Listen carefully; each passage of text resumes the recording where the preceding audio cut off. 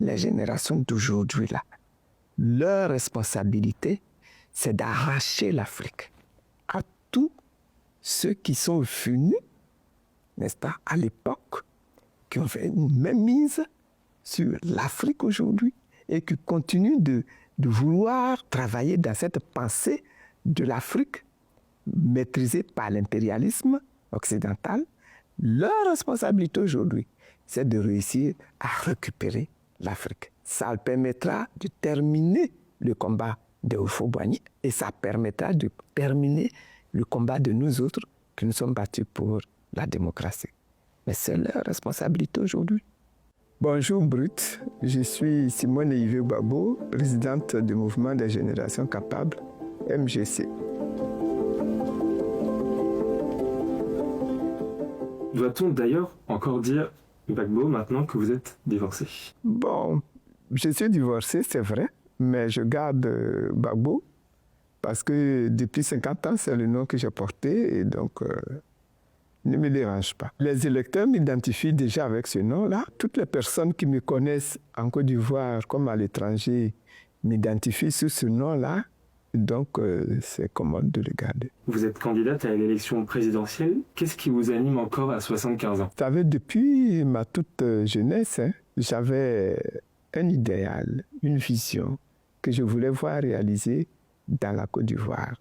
Et j'ai investi plusieurs années de ma vie à la réalisation de cette vision-là et ce n'est pas encore achevé. Cette vision-là, c'est de bâtir avec les Ivoiriens une Côte d'Ivoire prospère, une Côte d'Ivoire peuplée d'hommes et de femmes qui sont remplis d'esprit de transformation pour que l'économie, la politique, la sécurité de l'Afrique nous reviennent et que nous en soyons les responsables, les décisionnaires.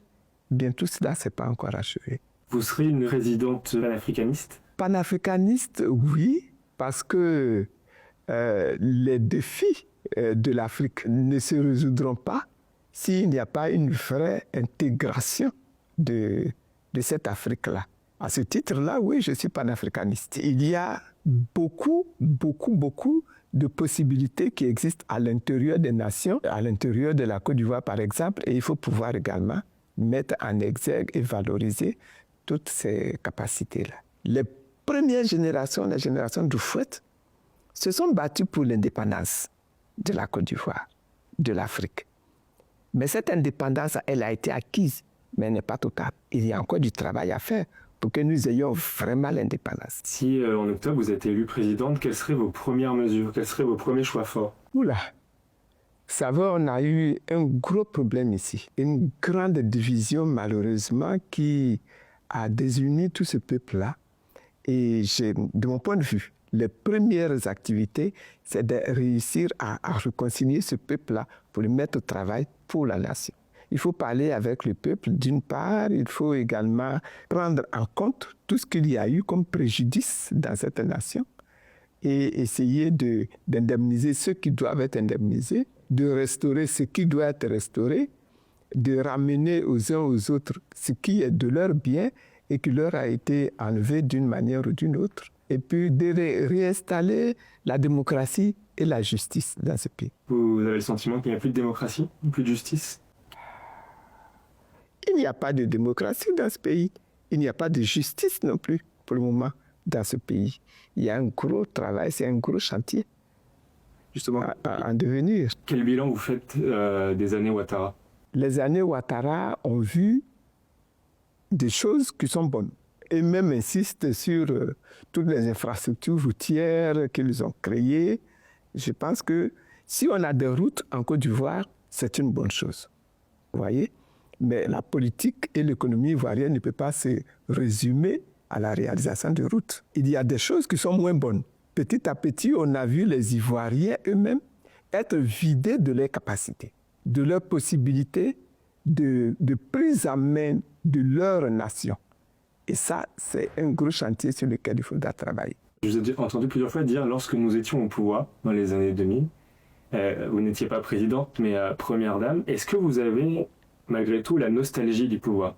Ça sert à quoi d'avoir la nostalgie du pouvoir? Le pouvoir est un instrument C'est un instrument de travail pour réaliser, n'est-ce pas, la vision que l'on a. Et donc, la question ne se pose pas en termes de nostalgie du pouvoir. Le problème se pose en termes de possibilité, de capacité pour réaliser cette vision-là. Et vous, quel est l'état de vos relations avec M. Blé Goudet, avec M. Gbagbo? On sait que les deux hommes ne se parlent plus beaucoup. Et vous, est-ce que vous parlez avec ces deux hommes? Je parle avec Blé Goudet. Je parle avec Blé Goudet. Je ne parle pas avec M. Gbagbo, mais bon, ça c'est l'histoire qu'il a bâtie comme ça. Hein. Ce n'est pas question d'animosité ou quoi que ce soit. On peut aller au-delà du passé, au-delà des clivages, selon vous? Oui, on peut, on doit. Vous avez 75 ans, la moyenne de la population, la moyenne d'âge est de 18 à 20 ans. Est-ce que, selon vous, on peut gouverner un pays aussi jeune en ayant 75 ans? Je pense que oui. Je pense que oui. Je pense que tout dépend du programme qu'on propose aux jeunes, tout dépend de la place que l'on fait aux jeunes, tout dépend de la considération qu'on a pour les jeunes, mais je pense qu'on peut le faire. C'est sur la jeunesse qu'il faut miser aujourd'hui en Côte d'Ivoire? Il faut miser sur toutes les générations, il ne faut pas miser que sur la jeunesse. La jeunesse, elle est en devenir et il faut donc lui donner une grande place pour qu'elle acquiert sa propre capacité d'adulte, d'animateur, de responsable. Il faut le faire. Moi, je suis d'une société traditionnelle où, par vagues successives, on donne le pouvoir aux plus jeunes, avec une responsabilité pour les aînés, qui est un peu comme les aînés sont là pour coacher les plus jeunes. Mais les jeunes, pour accéder à cette responsabilité-là, ont une période de formation. Et quand la période de formation est achevée, à ce moment-là, les jeunes prennent le pouvoir. Et quand ils prennent le pouvoir, ça va être les responsabilités précises jusqu'à ce qu'ils arrivent au pouvoir d'État. Voilà. Est-ce que vous avez le sentiment, pour revenir un petit peu à 2010, est-ce que vous avez le sentiment d'avoir été volé à l'époque? Ah ben en 2010, on avait gagné les élections. Ouais, ça, aujourd'hui, tout le monde le dit. En 2010, on avait remporté les élections.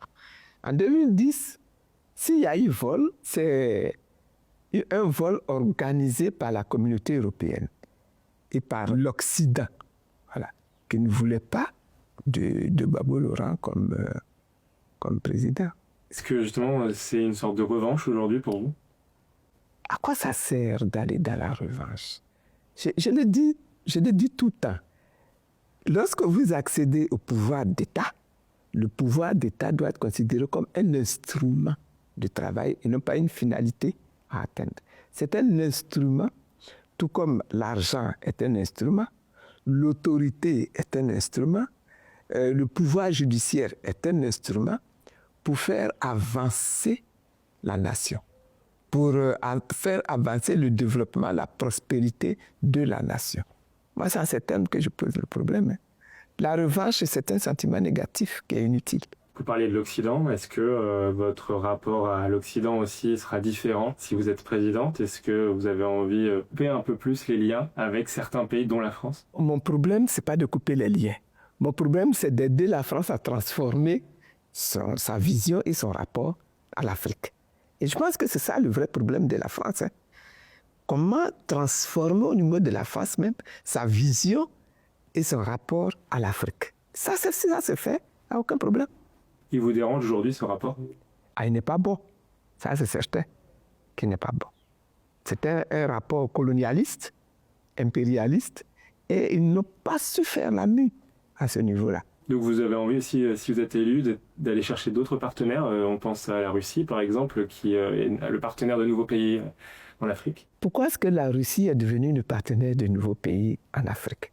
Parce que les Occidentaux, les Européens, n'ont pas su faire la mue. Quand c'est comme ça qu'ils se positionnent vis-à-vis de vous comme des adversaires, vous êtes obligés de vous organiser un contre-pouvoir. Et c'est à ce niveau-là que vous êtes obligés d'aller chercher ailleurs.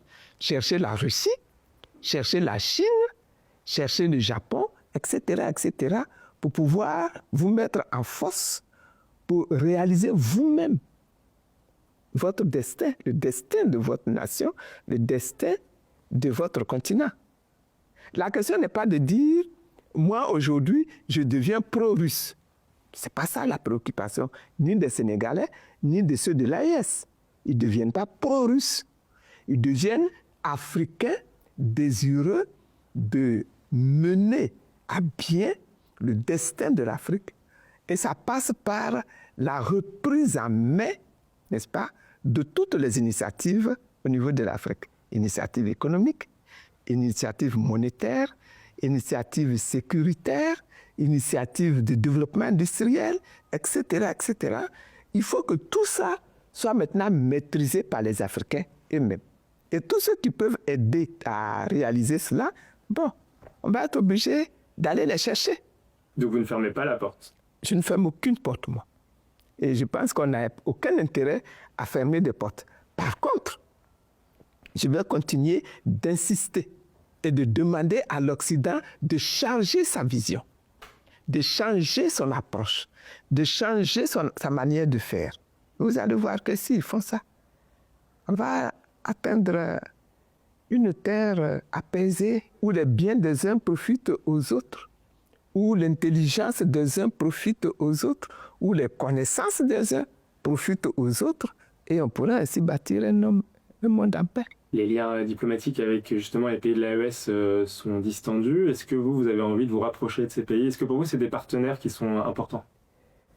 Est-ce qu'on peut faire autre chose? Est-ce qu'on peut faire autrement? Le Burkina Faso, c'est la frontière ici, au nord. Le Mali, c'est la frontière ici, au nord. Le Niger, c'est la frontière, au nord. Est-ce qu'on peut se passer de tous ces pays-là, dont en plus les populations sont extrêmement nombreuses dans notre nation ivoirienne? Ce n'est pas possible. Qu'on le veuille ou qu'on ne le veuille pas, on est obligé de trouver un modus vivendi avec ces pays, de collaborer avec ces pays, de travailler avec ces pays, de construire une bonne région apaisée avec ces pays.